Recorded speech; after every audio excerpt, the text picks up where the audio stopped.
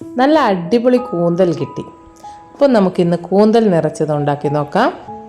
ആദ്യം കൂന്തൽ നന്നായി കഴുകി ക്ലീൻ ചെയ്തെടുക്കാം. ഇതുപോലെ ഉള്ളിലുള്ള ഈ പ്ലാസ്റ്റിക് പോലത്തെ സാധനമൊക്കെ ഒഴിവാക്കി നന്നായി ക്ലീൻ ചെയ്തെടുക്കാം. ചെറിയ പീസുകളൊക്കെ നമുക്ക് ആവശ്യം വരും, അതൊക്കെ എടുത്ത് മാറ്റി വെക്കാം.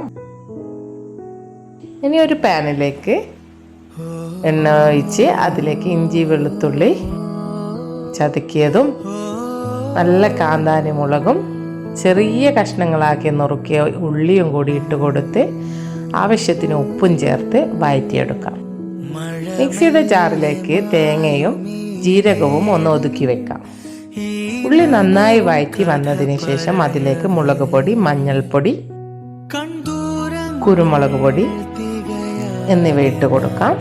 ഇതിലേക്ക് ചെറുതായി കഷ്ണങ്ങളാക്കിയ കൂന്തലും 1/2 ഗ്ലാസ് വെള്ളവും അല്പം കസൂരി മേത്തിയും ഇട്ട് വറ്റിച്ചെടുക്കാം. ഇനി ഇതിലേക്ക് ഒതുക്കി വെച്ച തേങ്ങയും ഇട്ട് നന്നായി മിക്സ് ചെയ്ത് അല്പം മല്ലിച്ചപ്പ് കൂടി ഇട്ട് മാറ്റി വെക്കാം. ഇനി നമുക്ക് കൂന്തലിലേക്ക് ഫില്ലിങ് നിറച്ച് കൊടുക്കാം. എന്നിട്ട് ഒരു സ്റ്റിക്ക് ഉപയോഗിച്ച് ഇതുപോലെ കുത്തി മാറ്റി വയ്ക്കാം. എല്ലാം ഇതുപോലെ ഫില്ല് ചെയ്ത് എടുക്കാം. ഇനി ഒരു സ്റ്റീമർ എടുക്കാം.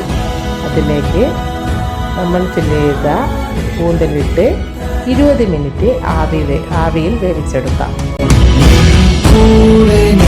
ഒരു ഫ്രൈ പാനിലേക്ക് അല്പം മുളക് പൊടി, മഞ്ഞൾപ്പൊടി, ഉപ്പ്, കുരുമുളക് പൊടി ഇട്ട് ചെറിയ ഫ്ലെയിമിൽ ചൂടായതിന് ശേഷം ഇതിലേക്ക് നമുക്ക് കൂന്തൽ നിറച്ചത് കൂടി ഇട്ട് കൊടുക്കാം. ഇനി ഒന്ന് ഫ്രൈ ചെയ്ത് എടുക്കാം. വൈകുന്നേരത്തെ ചായക്കടിക്ക് നല്ല അടിപൊളി സ്നാക്സാണ്. അപ്പോൾ എല്ലാവരും ട്രൈ ചെയ്ത് നോക്കുക.